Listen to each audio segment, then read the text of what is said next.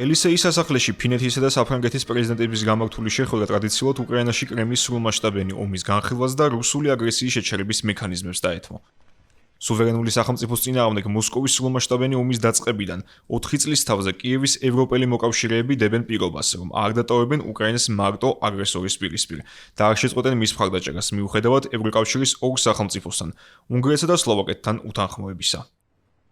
ემანუელ მაკრონის თქმით, უკრაინისადმი მხარდაჭერის ნება უყევია და მნიშვნელოვანია საერთო ევროპული უსაფრთხოების უზრუნველსაყოფად. La situation en Ukraine demeure évidemment l'un des sujets essentiels. ჩვენ კვლავ მივისწრაფით უკრაინისთვის ევროკავშირის 90 მილიარდი ევროს ოდენობით პაკეტის შესრულებისკენ. აქედან 60 მილიარდი euро მიმართული იქნება სამხედრო ტექნიკის მიწოდებასა და ჩვენი თავდაცვითი ბაზის გაძლიერებაზე. ამასთან უპირატესობა მიენიჭება უკრაინულ და ევროპულ წარმოებას. ჩემი მხრივ იმედიანად ვარ განწყობილი, როდესაც ვამბობ, რომ სრულყოფილად ვარ მზად, რადგან ვიცი ევროპის საბჭოს ბოლოს ხდომაზე აღებული პოლიტიკური ვალდებულებები და გაცემული დაპირებები შესრულებული იქნება. სხვაგვარად ვერ იქნება. მეორე მხრივ გავაძლიერებთ ზეწოლას რუსეთზე. უნდა მივაღწიოთ პროგრესს ევროკავშირის სანქციების მეოცე პაკეტის გზაზე და ამას უახლოეს დღეებში განვიხილოთ. უნდა ვიმუშაოთ, რათა სრულად ავგზავნოთ საზღვაო გადაზიდვები რუსული ნავთობის ექსპორტის შესაჩერებლად. გავააქტიუროთ ჩვენი ერთობლივი ძალისხმევა, ეგრეთ წოდებული რუსული ჩრდილოვანი ფლოტის წინააღმდეგ. საფრანგეთის პრეზიდენტის შეხედულებებს იზიარებს მისი ფინელი კოლეგაც.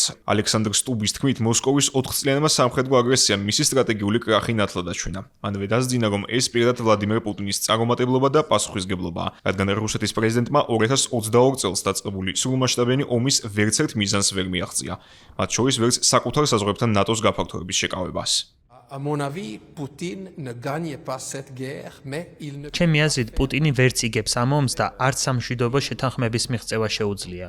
ვფიქრობ, მისთვის ეს არის სტრატეგიული კრახი. მას სურდა, რომ უკრაინა რუსეთის საკუთრება გამხდარიყო, მაგრამ ის ევროპული ხდება. მეორე მხრივ, მას არ სურდა ნატოს გაფართოება. ბლოკში კი ფინეთი და შვედეთი მიიღეს. ამასთან მას სურდა თავდაცვის ბიუჯეტის შემცირება. ახლა კი ის 5% შეადგენს. ასე რომ ეს პუტინისთვის ნამდვილად სტრატეგიული კრახია, ისევე როგორც სამხედრო კრახი. ის კარგავს ბევრ ჯარისკაცს, რაც ეკონომიკასაც ანგრევს.